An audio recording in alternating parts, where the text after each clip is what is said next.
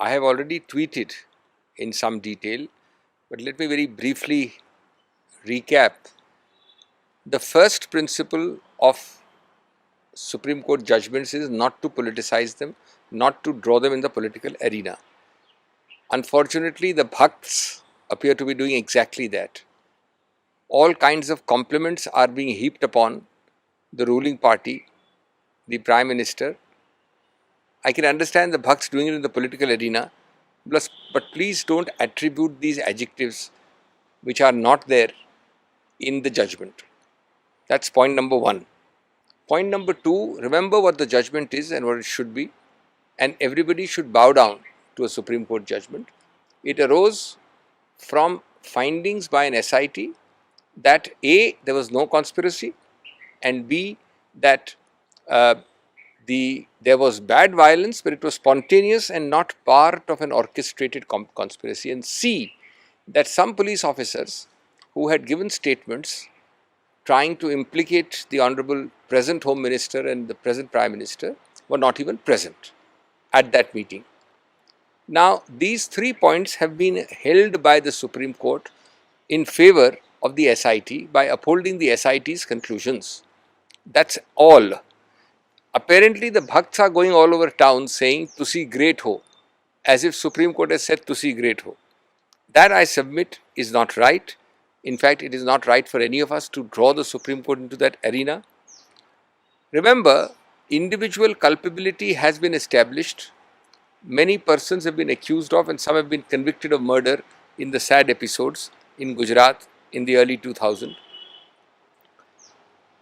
All that this judgment was about was that was there a larger conspiracy, or were the statements of these police officers about high functionaries, then Chief Minister, etc., correct or not? That has been nullified. Lastly, I want to add that para 88 of that judgment is also being bandied around. It is an indictment, no doubt, but I would submit with respect of 3 categories. One, of those police officers who virtually are found to have lied about their presence. Without being present, by being absent, they were still lying.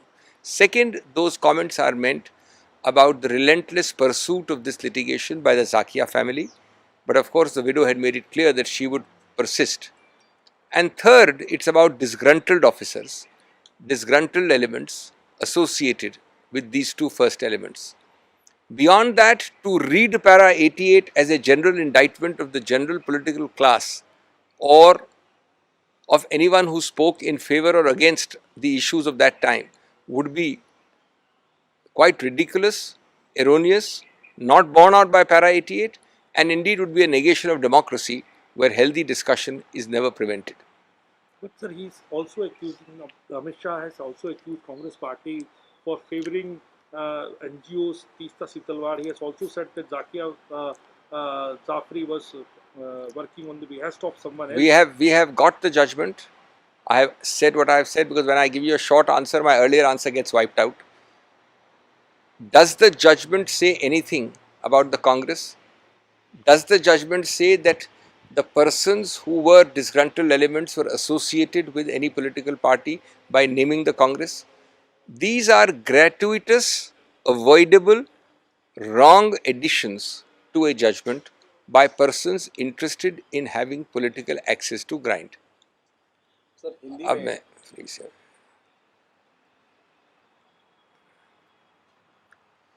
देखिए, मैंने इस मुद्दे पे विस्तृत रूप से tweet कर दिया है. मैं बहुत संक्षेप में अपनी ट्वीट्स दोहराना चाहता हूँ. पहला पक्ष और पहलू ये है कि कभी भी किसी को, आप हो, मैं हूँ, राजनीतिक पार्टी ए हो, बी हो, सी हो, उच्चतम न्यायालय के निर्णयों को उनका राजनीतिकरण करना भर्त्सना योग्य है. उनको राजनीतिक अरीना में घसीटना गलत है. हर प्रकार के शब्दों का प्रयोग कर रहे हैं एक पूरा भक्त समुदाय, जो समझता है कि उच्चतम न्यायालय ने हर प्रकार की क्लीन चिट या बधाई दी हो सत्तारूढ़ सरकार को. ये गलत है. मैं सिर्फ इस बात का विरोध कर रहा हूँ. इसके लिए जानना ज़रूरी है कि हम इस निर्णय का क्या परिधि थी, क्या बाउंड्री थी, क्या स्कोप था, क्या व्यापकता थी. ये बड़ा सरल था, दो मुद्दों पे था। एक, इसने एसआईटी के निर्णयों को अपहोल्ड किया, सही माना है इस निर्णय ने। एसआईटी ने कहा था कि ये वहाँ पर कोई साजिश का परिणाम नहीं था, लेकिन एक स्वाभाविक आक्रोश का उत्कर्ष था, जिसके अंतर्गत ये कई सारी वारदातें हुई थी। ये भर्सनीय हैं, लेकिन एक कॉन्स्पिरेसी, एक बनाया हुआ षड्यंत्र नहीं था। दूसरा, जो एसआईटी ने कहा है, जिसका एंडोर्समेंट किया है उच्चतम न्यायालय ने, कि जो पुलिस अफसर, कई नाम लिए गए हैं जो सीनियर वरिष्ठ पुलिस नेता थे, जिन्होंने ये कहा कि आज के माननीय प्रधानमंत्री या आज के माननीय गृह मंत्री वहाँ पर थे मीटिंग में, या उन्होंने ये कहा, ये नहीं कहा, ये गलत है, क्योंकि ये पुलिस अफसर वहाँ थे ही नहीं, और इसलिए ये बात गलत पाई गई है। तो दोनों मामलों में हम सबको नतमस्तक होना चाहिए उच्चतम न्यायालय के लिए। लेकिन उसके साथ ये नहीं कहा उन्होंने कहीं, जो पैरा 88 का बार बार जिक्र हो रहा है, वो 3 लोगों के लिए है। एक इन पुलिस अफसरों के लिए, एक जाकिया परिवार के लिए जिसने बार बार इसको किया, इस केस को दशकों तक, 16 वर्ष तक। तीसरा, उन लोगों के लिए जो इन 2 तत्वों के साथ मिले थे। लेकिन कहाँ कहा गया निर्णय में कहीं भी कि इसमें ये पार्टी आगे थी? कांग्रेस का नामो निशान नहीं है। ये नहीं कहा गया कि इन तीनों तत्वों में से कोई भी इस प्रकार से किसी पार्टी से मिला था या कांग्रेस का नाम हो उसमें। तो ये बार बार ऐड करना, अपने मन से एक राजनीतिकरण करना, किसी को घसीटना, इसमें ये मैं समझता हूँ समझदारी की बात नहीं है, क्योंकि उच्चतम न्यायालय का निर्णय है जिसमें हमको सब नतमस्तक होना है, उसकी परिधि समझ के, उसका सही व्यापकता और उसका सही मुद्दा समझ के।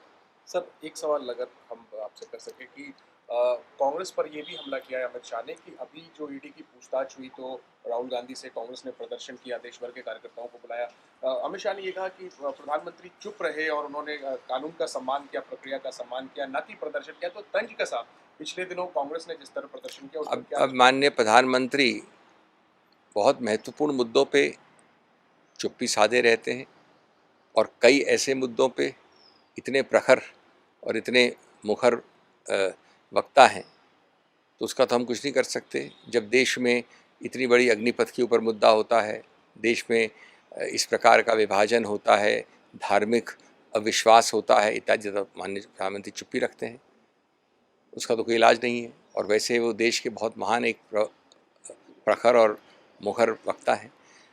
तो इस प्रकार से ये जनरल बातें करना, और अगर आप इस प्रकार के निराधार केस में 55 घंटे 5 दिन किसी व्यक्ति को रखेंगे, और गणतंत्र में, लोकतंत्र में आप इतना भी नहीं अनुमति देंगे, जो कि नहीं दी गई थी, कि आप अपने ऑफिस से 10 कदम आगे चल सकें, पुलिस आपको करीब करीब धक्के मार के बसों में डाल देगी, तो क्या ये गणतांत्रिक लोकतांत्रिक प्रक्रिया को नगण्य करने की प्रक्रिया नहीं है? और क्या आप समझते हैं कि इतना भी हक नहीं होना चाहिए?